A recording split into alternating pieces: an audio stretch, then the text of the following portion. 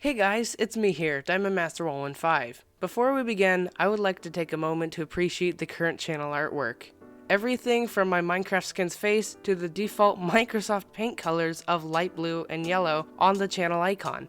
And for the channel banner, the stripes of the same yellow and blue with the subscribe button, and you can't forget the Minecraft pixelated text. Of course, I'm being sarcastic. This was my criteria for 2019, which is when I made it, and since then, every time I look at it, makes it look like some random person's YouTube channel who doesn't take the time to edit their videos. Since I'm trying to make my videos look click-worthy, I need it to appeal to a wider audience and make it look a little neater. So that's exactly what I set out to do, starting from scratch and not using Microsoft Paint this time. This video is going to be speed paint style, where I will discuss what I'm doing while time-lapsing the whole thing. So if you enjoyed today's video, make sure to subscribe and leave a like, and let's begin. I had an idea as to what I wanted to do in my head, so I'm going to reference off of that. Oh, and if you're wondering what I'm using to make this with, it's called Paint.net, and it's a pretty neat and useful photo editor. It's definitely a step up from Microsoft Paint, and it gives me a bigger and better variety of tools to choose from. It also gives me more control on the individual edits that I make to an image, so I can undo something and fix it before it becomes permanent. Despite all of this, I am saving my progress in separate Paint.net files as I go, so if I decide I want to redo an entire save, at least I won't have to start from the very beginning. And if you want to try out Paint.net, there's a link in the description that will take you to their website. It is completely free, at least if you download it from their website and not from the Microsoft Store. Anyways, let's get back to the drawing. As you can see, I started with a dark blue background, which is definitely softer on the eyes compared to what it was before. And the idea is that it'll eventually get brighter and brighter until it's white in the middle. And since I'm going to blur the whole thing, I have to make sure to center the circles correctly to better display the middle piece, which is going to be a diamond.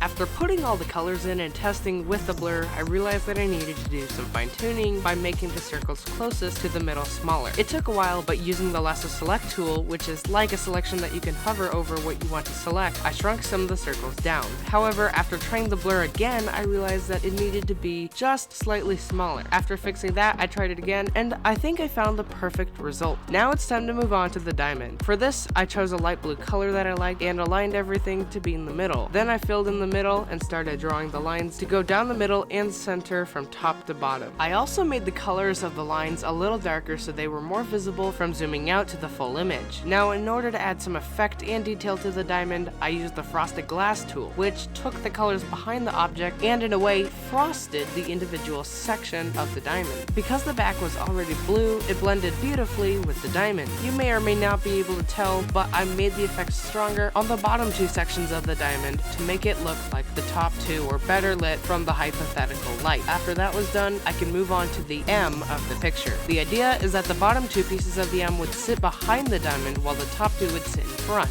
This is all possible with layers, which can put the objects behind or in front of each other. So basically, what I'm doing is putting the background on its own layer all the way on the bottom, and the next layer was for the bottom part of the M, so that would sit on the top of the background layer. The next layer would be the diamond, and since I drew the sides of the bottom of the M to overlap with the diamond would sit on top of that part of the M because its layer was on top of the bottom part of the M, giving it a 3D look. Now, as you can see, I'm also drawing out the top part of the M, putting it on another layer, sitting in front of the diamond to overlap it. It's also a brighter color than the other part of the M, and that is because of the 3D effect. I also wanted it to look like it was lit better with the hypothetical light, similar to the frosted glass effect for the diamond. Now, unfortunately, due to the footage and the rest of the time-lapse corrupting, which seems to happen a lot on YouTube, I can't show the rest of the time-lapse. However, I'll do the best I can to show you the rest of what I did step by step. So I added the frosted glass effect to the M, making it more noticeable from the bottom than the top, like the frosted glass on the diamond, and I also added the 1, 1, and 5 to the bottom as well. I ended up keeping the Minecraft blocky font just because it was a nice bold font, and I think it ended up fitting nicely with the rest of the picture. And as a finishing touch, I added sparkles to the diamond to make it look shiny. For this, I used the star shape in the shape section of Paint.net and added a white solid fill to it, and then put them everywhere in and around the diamond. I don't want to add too many just because I think it'll make it look a little impractical, but just enough to be noticeable is good. I also used the frosted glass yet again, this time on the 1, 1, and 5 text to make the black blend better from a distance. And then just because it didn't fit YouTube's channel banner size for various devices that would view the channel, I just shrunk the whole thing in the middle and filled in more of the same blue around it. And boom!